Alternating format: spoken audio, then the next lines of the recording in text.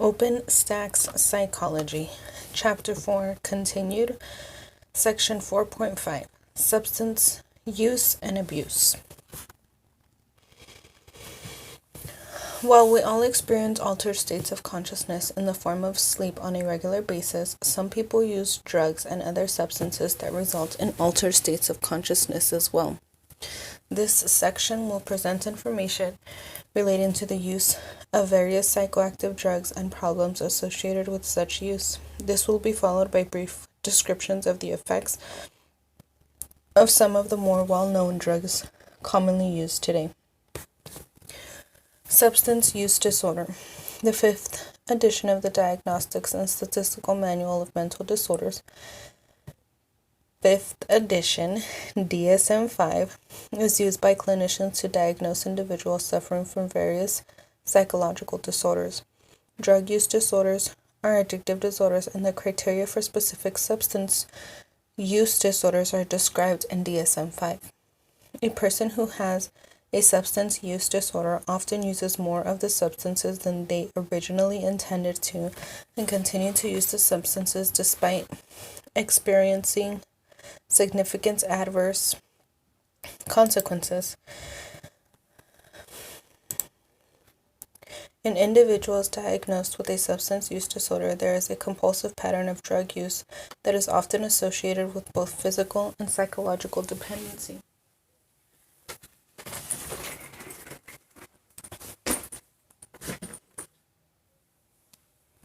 Physical dependency involves changes in normal bodily functions. The user will experience withdrawal from the drug upon cessation of use. In contrast, a person who has psychological dependency has an emotional rather than physical need for the drug and may use the drug to relieve psychological distress. Tolerance is linked to psychological dependence, and it occurs when a person requires more and more drug to achieve effects previously experienced at a lower dose. Tolerance can cause the user to increase the amount of drug used to a dangerous level, even to the point of overdose and death.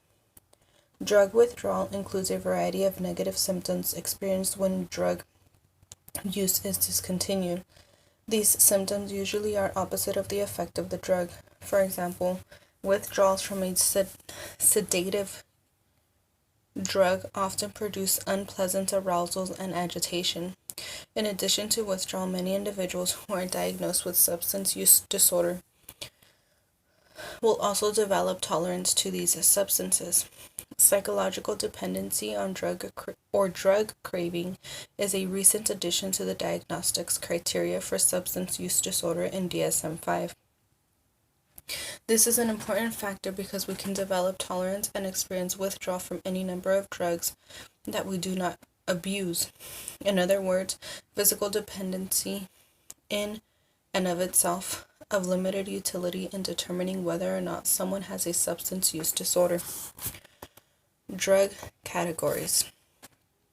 The effect of all psychoactive drugs occur through their interactions with our endogenous neurotransmitter systems. Many of these drugs and their relationships are shown in Figure 4.16. As you have learned, drugs can act as agonists or antagonists of a given neurotransmitter system. An agonist facilitates the activity of a neurotransmitter system, and antagonists impede neurotransmitter activity. Alcohol and other depressants. Ethanol, which we commonly refer to as alcohol, is in a class of psychoactive drugs known as depressants. A depressant is a drug that tends to suppress central nervous system activity. Other depressants include barbiturates and benzodiazepines. These drugs share in common their ability to serve as agonists of the gamma-aminobutyric acid neurotransmitter systems because GABA has a quitting effect on the brain. GABA agonists also have a quitting effect. These types of drugs are often prescribed to treat both anxiety and insomnia. Acute alcohol administration results in a variety of changes to consciousness. At rather low doses, alcohol use is associated with feelings of euphoria. As the dose increases, people report feeling sedated.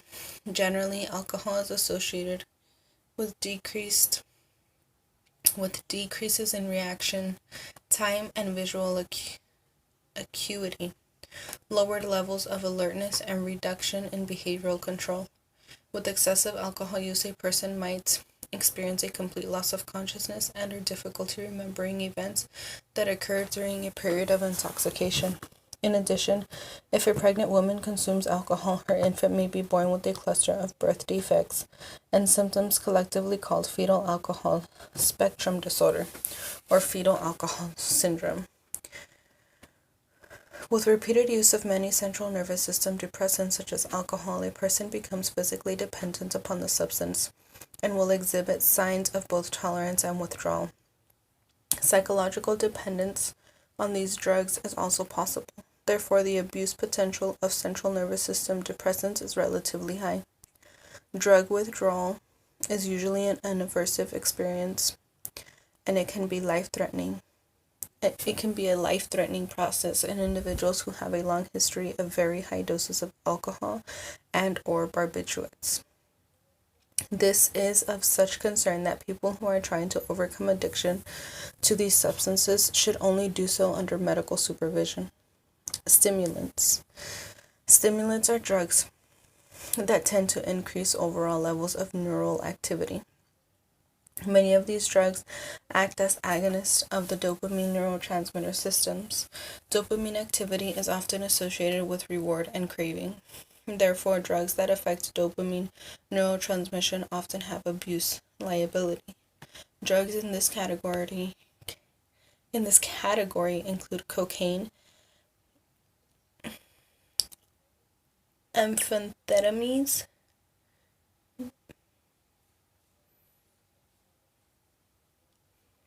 cathinosis, MDMA, ecstasy, nicotine, and caffeine. Cocaine can be taken in multiple ways. While many users snort cocaine, intravenous injections and ingestion are also common. The free-base version of cocaine, known as crack, is a potent, smokable version of the drug.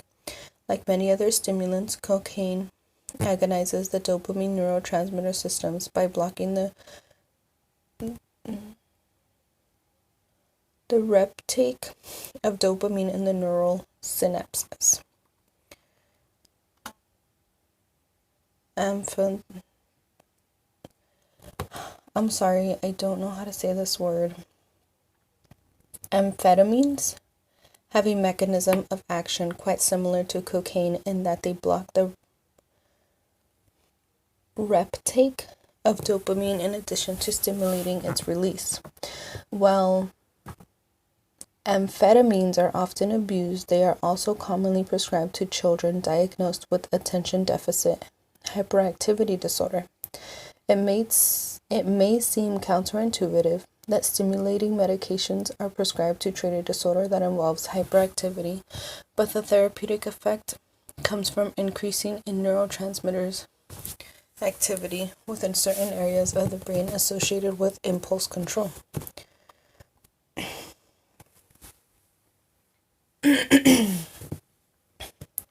In recent years, meth use has become increasingly widespread.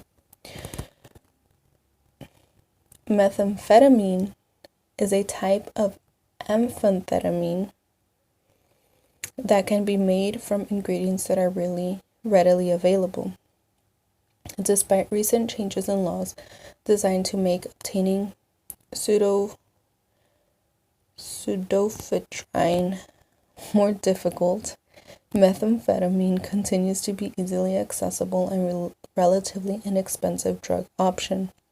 The cocaine, amphetamine, cathinones, and MDMA users seek a euphoric high, feelings of intense elation and pleasure, especially in those users who take the drug via intravenous injection or smoking. Repeated use of these stimulants can have significant adverse consequences. Users can experience physical symptoms that include nausea, alleviated blood pressure, and increased heart rate. In addition, these drugs can cause feelings of anxiety, hallucination, and paranoia. Normal brain function is altered after repeated use of these drugs. For example, repeated use can lead to overall depletion among the monoamine neurotransmitters. People may engage in compulsive use of these stimulants substances, in part to try to reestablish normal levels of neurotransmitters. Caffeine is another stimulant drug. While it is probably the most common used drug in the world, the potency of this particular drug pales in comparison to other stimulant drugs described in this section. Generally, people use caffeine to maintain increased levels of alertness and arousal. Caffeine is found in many common medicines, beverages, foods, and even cosmetics. While caffeine may have some indirect effects on dopamine neurotransmission, its primary mechanism of action involves antagonizing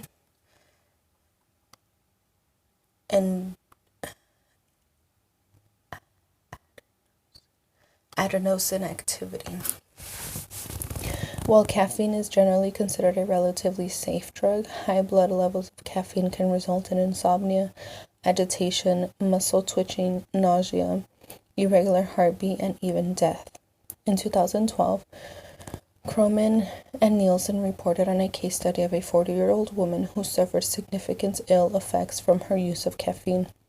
The woman used caffeine in the past to boost her mood and to provide energy, but over the course of several years, she increased her caffeine consumption to the point that she was consuming 3 liters of soda each day.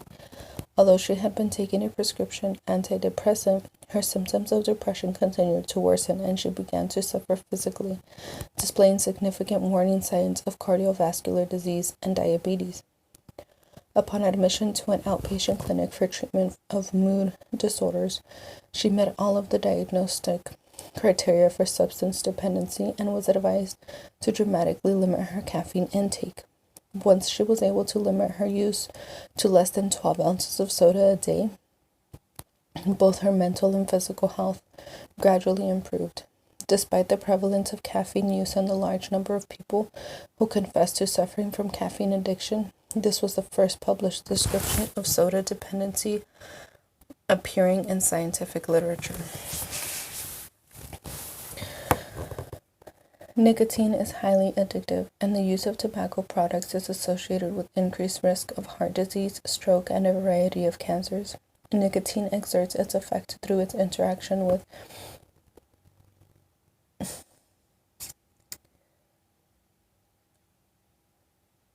acetylcholine receptors. Acetylcholine functions as a neurotransmitter in motor neurons.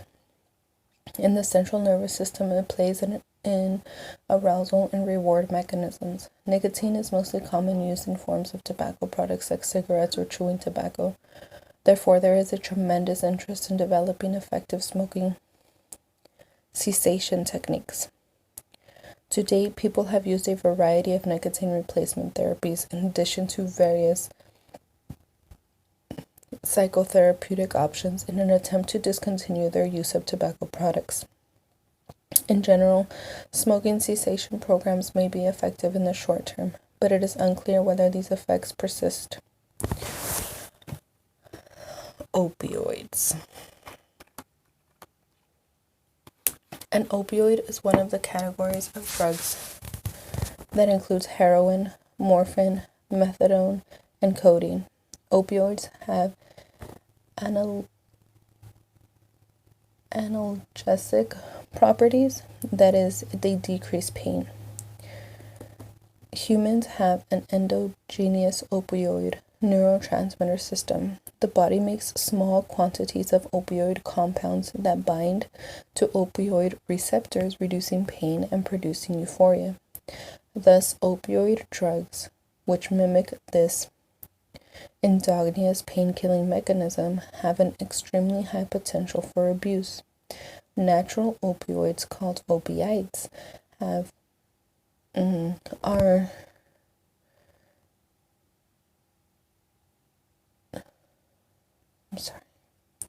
Natural opioids called opiates are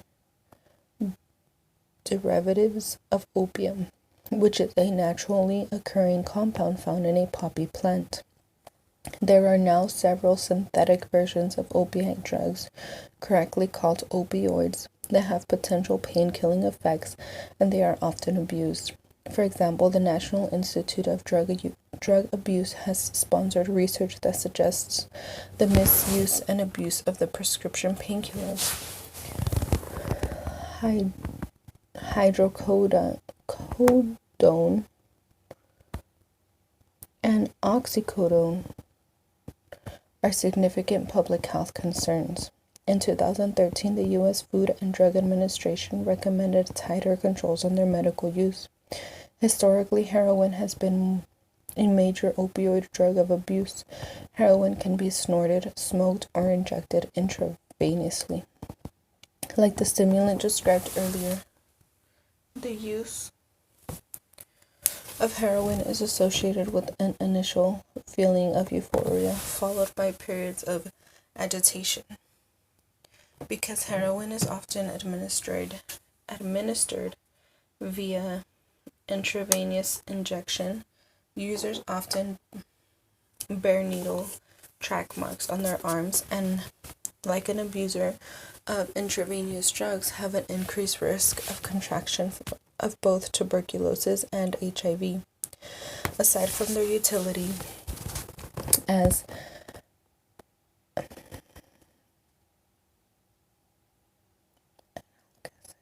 analgesic drugs, opioid-like compounds are often found in cough suppressants, anti-nausea, and anti-diarrhea medications. Given that withdrawal from a drug often involves an experience opposite to the effects of the drugs, it should be no surprise that opioid withdrawal resembles a severe case of the flu. While opioid withdrawal can be extremely unpleasant, it is not life-threatening. Still, people experiencing opioid withdrawals may be given methadone to make withdrawal from the drug less difficult. Methadone is a synthetic opioid that is less euphorogenic than heroin and similar drugs. Methadone clinics help people who previously struggled with opioid addiction manage withdrawal symptoms through the use of methadone. Other drugs, including the opioid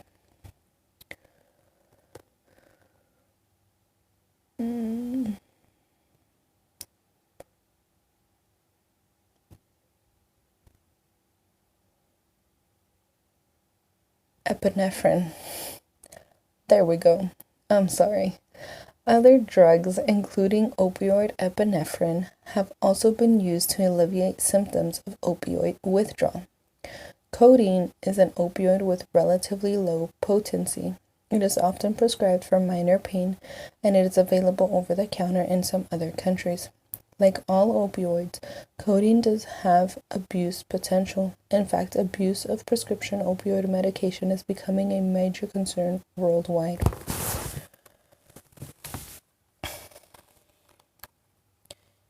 Hallucinogens.